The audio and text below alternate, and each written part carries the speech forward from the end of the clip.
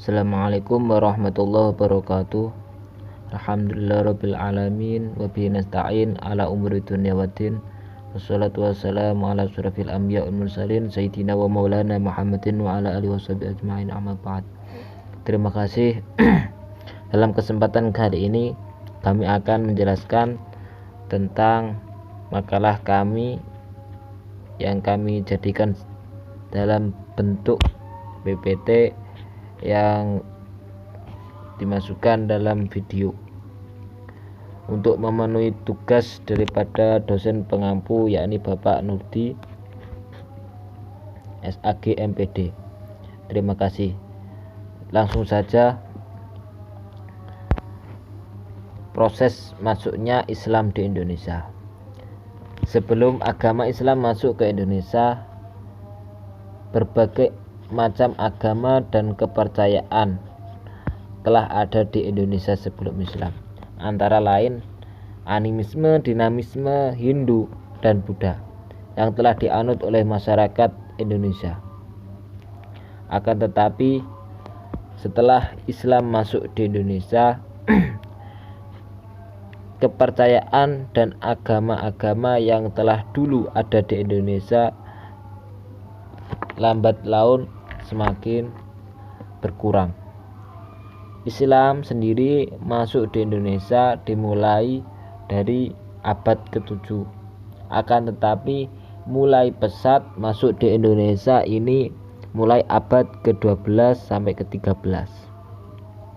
Proses masuknya Islam sendiri ini terdapat beberapa saluran yang dilakukan, yaitu jalur yang pertama melalui saluran perdagangan.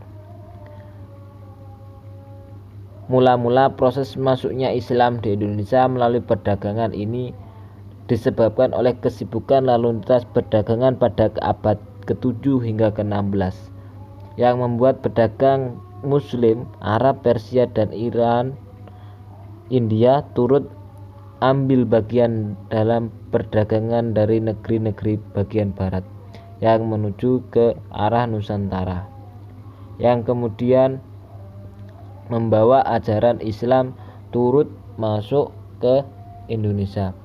Yang kedua, saluran pernikahan.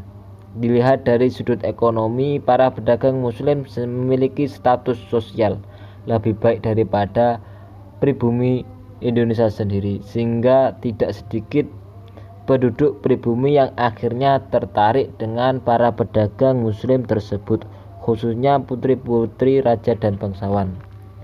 Proses Islamisasi ini dilakukan sebelum adanya pernikahan, yang kemudian dilanjutkan dengan proses pernikahan sampai pada akhirnya mereka mempunyai keturunan dan mampu membuat daerah-daerah bahkan kerajaan Islam. Yang ketiga, saluran tasawuf. Saluran tasawuf ini mengajarkan teori sufi yang bercampur dengan ajaran yang sudah dikenal luas oleh masyarakat Indonesia saat ini. Yang membawa ajaran tasawuf ini tentunya adalah ulama-ulama. Salah satunya adalah Syekh Hamzah Fansuri yang ada di Aceh, Syekh Lemah Abang, dan Sunan Panggung di Jawa. Yang keempat, saluran pendidikan. Islamisasi juga dilakukan melalui pendidikan, baik melalui pesantren maupun pondok yang diselenggarakan oleh guru-guru agama, kiai-kiai, dan ulama-ulama pada saat itu. Seperti halnya Raden Rahmat di Ampel Denta, yang disebut-sebut di sana adalah pesantren pertama yang ada di Indonesia. Yang kelima, saluran kesenian. Saluran Islamisasi melalui kesenian juga dilakukan oleh para penyebar agama Islam dulu. Yang paling terkenal adalah pertunjukan wayang yang dilakukan oleh Sunan Kalijaga dan Wali Songo yang lain. Yang keenam, saluran politik. Di Maluku dan Sulawesi Selatan, kebanyakan rakyat masuk Islam setelah rajanya memeluk masuk Islam terlebih dahulu. Ini disebabkan oleh pengaruh politik raja sangat membantu tersebarnya Islam di daerah tersebut. Slide yang kedua, kerajaan-kerajaan Islam di Indonesia. Kerajaan Islam di Indonesia yang pertama kali adalah Kerajaan Samudra Pasai. Tentu Kerajaan Samudra Pasai ini menjadi kerajaan Islam yang pertama karena wilayahnya Samudra Pasai ini di ujung barat Pulau Sumatera. Yang kedua, Kerajaan Perlak. Yang ketiga, Kerajaan Malaka. Yang keempat, Kerajaan Aceh. Dan yang kelima adalah Kerajaan Demak. Kerajaan Demak adalah kerajaan Islam pertama di Pulau Jawa. Yang keenam adalah Kerajaan Mataram. Yang ketujuh, Kerajaan Cirebon. Yang kedelapan, Kerajaan Banten. Yang kesembilan, Kerajaan Gorontalo. Dan yang terakhir, Kerajaan Ternate dan Tidore. Slide berikutnya, perkembangan Islam di Indonesia. Islam memasuki wilayah kepulauan Indonesia dimulai dari Sumatera. Yang kedua yakni Jawa. Penemuan nisan makam Siti Fatimah binti Maimun di daerah Leran, Gresik yang wafat tahun 1101 Masehi dijadikan tonggak awal kedatangan Islam di Jawa hingga pertengahan abad ke-13. Bukti-bukti kepurbakalaan maupun berita asing tentang masuknya Islam di Jawa sangatlah sedikit. Baru sejak akhir abad ke-13 hingga abad berikutnya ini mulai ramai-ramainya pesat-pesatnya perkembangan Islam di tanah Jawa. Ini ditandai dengan para ulama dan mubalik yang sangat gencar untuk melakukan penyebaran agama Islam. Mereka yang terkenal dengan sebutan Wali Songo. Wali Songo ialah Maulana Malik Ibrahim, Sunan Gresik Maulana Raden Rahmat Sunan Ampel. Yang ketiga Raden Ainul Yakin Sunan Giri. Yang keempat Raden Qasim Sunan Derajat. Yang kelima Maulana Mahdum Ibrahim Sunan Bonang. Yang keenam Raden Said. Yang ketujuh Raden Umar Said Sunan Muria. Yang kedelapan Raden Ja'far Shadiq Sunan Kudus. Dan yang kesembilan Maulana Syarif Hidayatullah. Mereka ini terkenal dengan sebutan Wali Songo yang sangat berjasa besar dalam perkembangan Islam di Jawa, khususnya umumnya di Indonesia. Yang ketiga, perkembangan Islam yakni di Pulau Sulawesi.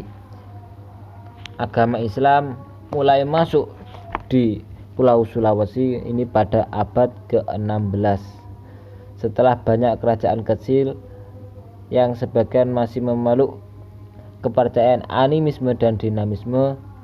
Setelah kerajaan besar seperti Gorontalo dan Bone, Wajusupang yang akhirnya memeluk agama Islam. Yang keempat adalah di Pulau Pulau Kalimantan.